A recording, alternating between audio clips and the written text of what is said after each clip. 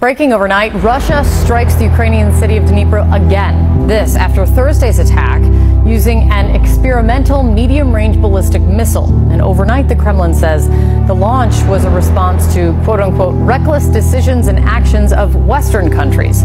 Ukraine's President Zelensky calling the launch a severe escalation of the war.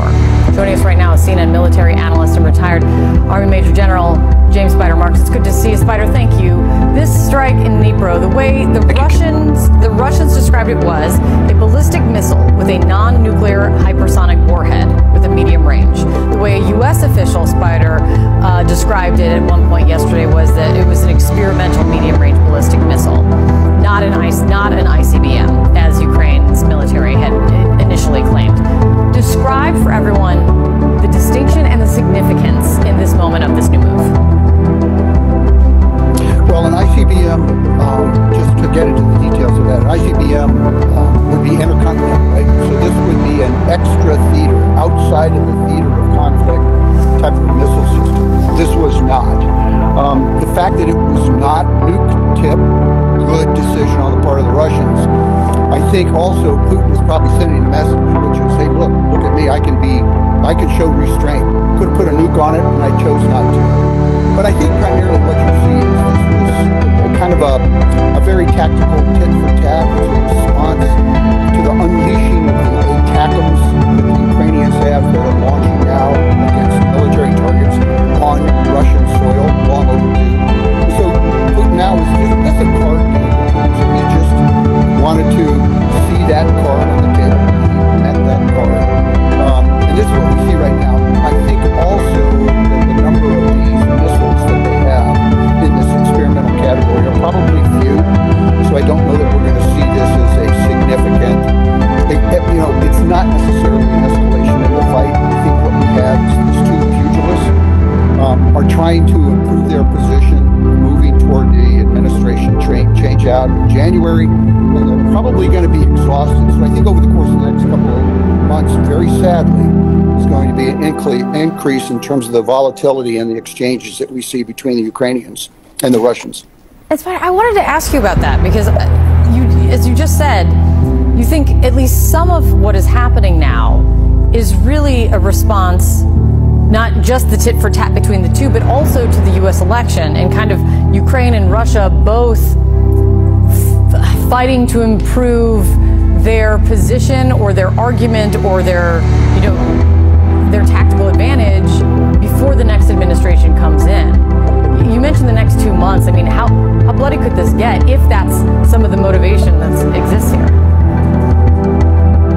Well, I think it really is. The description I've used is two dudes kind of in a very tight fight, grabbing each other by the lapel and trying to pummel each other. But they're looking over their shoulder to see where that new guy, incoming President Trump, is in terms of his perspective. Ukraine certainly is saying, look, we need your help. We need to end this fighting. Putin thinks the same thing. Look, he's as exhausted as Ukraine, but Russia's ability to withstand and to reinforce the fight truly exceeds Ukraine's. The Ukrainians now are being pushed pretty significantly. Again, their resilience is quite phenomenal. But Russia has this, they've got the size, they've got the numbers, they've got the manpower. Putin is totally immune to the suffering that those soldiers have on the front lines. So both of them are looking for Trump for some type of not a full resolution, but give us a quick outcome and let's figure out how we're going to move forward. Ukraine's parliament is closed today after a long, intense week in Russia's war against the country. Lawmakers are pointing to the risk of a Russian missile attack on a part of Kyiv where government buildings are located.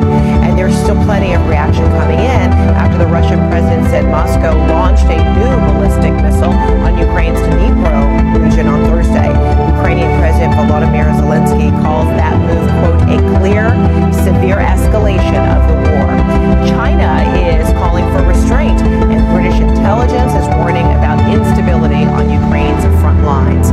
Let's get right to CNN's Nick Payton-Walsh, who is on the ground for us there in Kyiv. Nick, so we now know a bit more about the type of missile Russia launched yesterday. What message was Vladimir Putin trying to send? That Russia still has technology on the battlefield that it can deploy, and technology, the key part of Vladimir Putin's message, technology that's hypersonic, non-nuclear, and he says can evade all known Western air defense systems. That was essentially the reason why it seems this, according to US official, experimental medium-range missile was used over Dnipro in the early hours of yesterday morning. The skyline lit up by something new. It seemed multiple projectiles emerging from the same missile. That's what's called a MIRV, a multiple independently targetable re-entry vehicle. What you'd normally expect to be used on a nuclear missile. This wasn't the case this time. Conventional weapons. Russia trying to show that it had the means to totally thwart Ukraine's air defences and therefore West's as well. Details emerging slowly about this.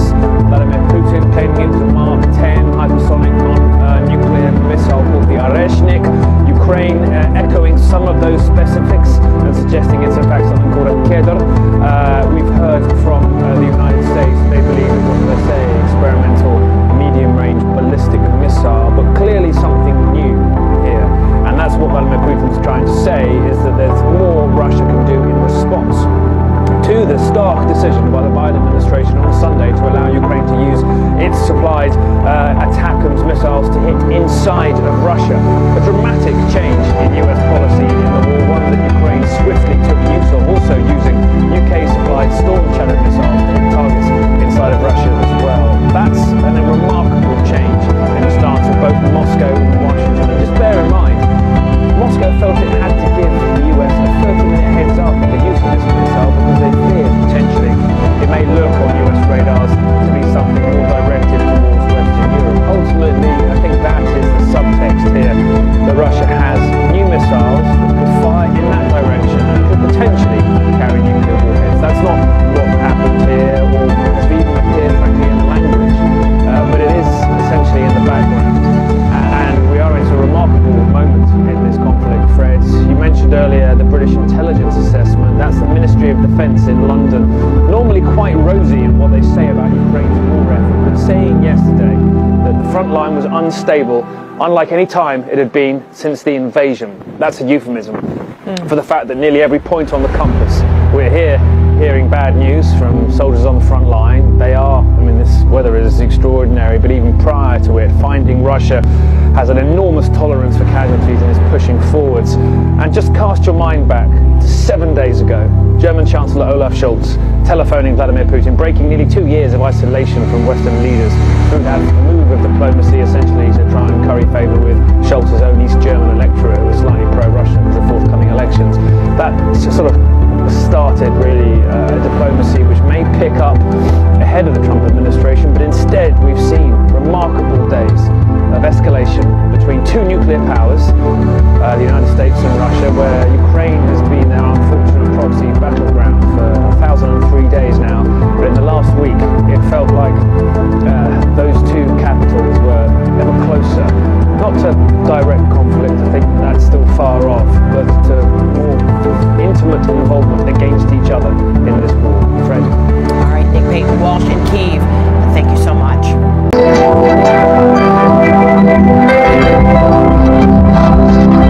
L'esclave qui n'est pas capable d'assumer sa révolte ne mérite pas que l'on s'apitoie sur son sort. Cet esclave répondra seul de son malheur s'il se fait des illusions sur la condescendance suspecte d'un maître qui prétend l'affranchir.